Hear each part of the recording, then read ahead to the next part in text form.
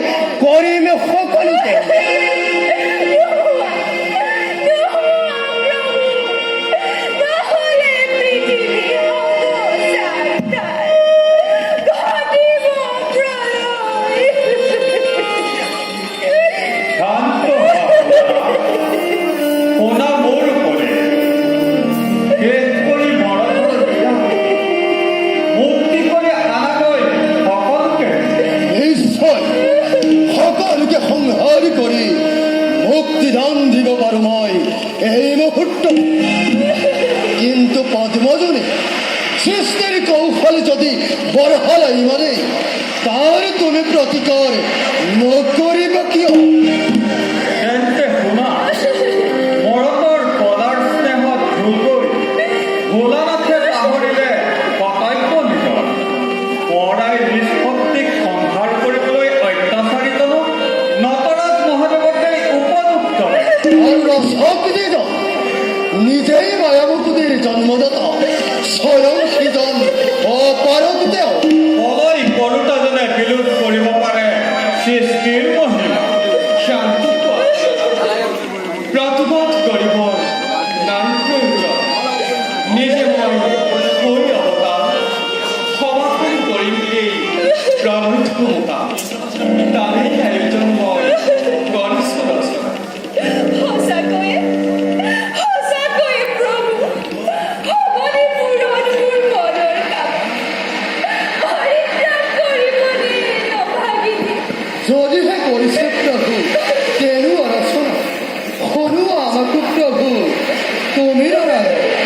কিন্তু তাৰ আগে দেৱন্তী নাৰদৰ আছিল প্ৰয়োজন। দেৱন্তীৰ অবিহনে মৃত্যু আমাৰ দিয়া নহ'ব সম্ভৱ। সেইকাৰণে দেৱন্তীক মই কৰিলোঁ আহ্বান।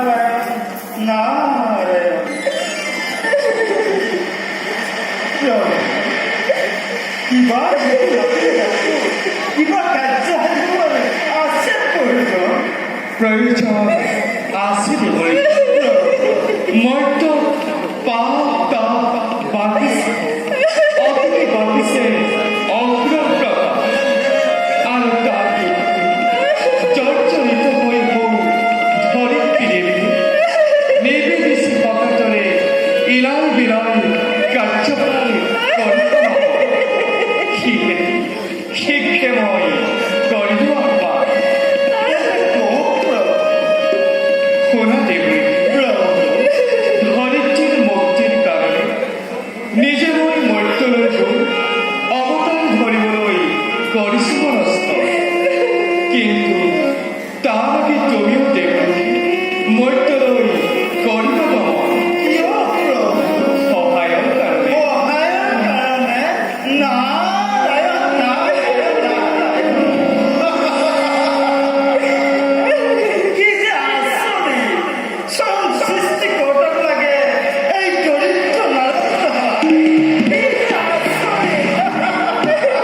আচৰি নহ'ব দেৱী। দুষ্ট দমন আৰু সন্তক পালন কৰাই আমাৰ প্ৰধান কৰ্তব্য। সমস্ত পাপময় জীৱন বধ কৰিব নোৱাৰোঁ।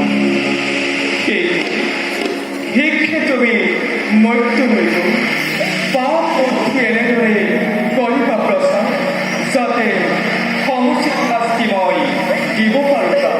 আৰু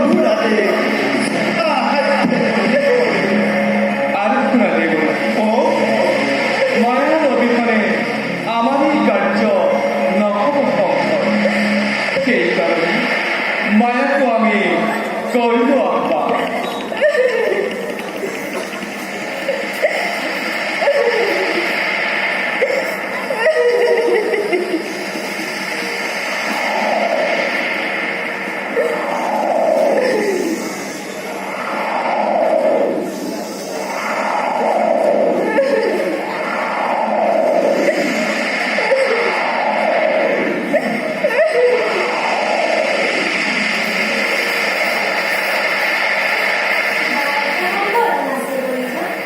প্ৰয়োজন অতি গুৰুতৰ নাই চোৱাকো ধৰিত্ৰী জগতৰ জীৱৰ প্ৰতাপত জৰ্জৰিত হয় তেওঁ সহজ কৰে আৰু তাৰ কাৰণে নিজে মই মৰ্ত্যলৈ অৱতাৰ ধৰিবলৈ কৰিছো মনস্থ প্ৰভু যিমানকে কৰিবা কিন্তু তাৰ মৰ্ত্যলৈ গৈ সকলোকে মায়াৰে এনেদৰে কৰিব মুখান্ত যাতে পাপৰ গহ্বৰত পৰি সকলোৱে মানুহ যায়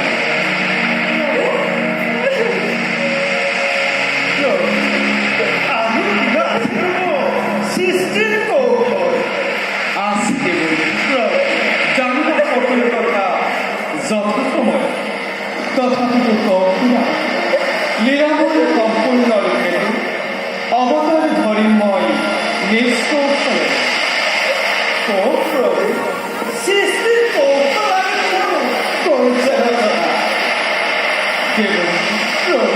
পূৰ্বৰ প্ৰতিশ্ৰুতি ৰক্ষা কৰি সহস্ৰ গোপীৰ লগত লগ ক্ৰিয়া কৰি সপ্ৰেম মধ্যময় দীৰ্ঘ কৰি তাৰ পাছত দুৰচাৰ কংসত শান্তি স্থাপন কৰিম মধ্যতা অকণ সেয়ে নহয় বহুতো উদ্দেশ্যবোৰ আছে সময়ত জানিব নিশ্চয় গতিকে ভূভাৰ ধৰণৰ অৱতাৰ ধৰিম মই নিজ কৌশলে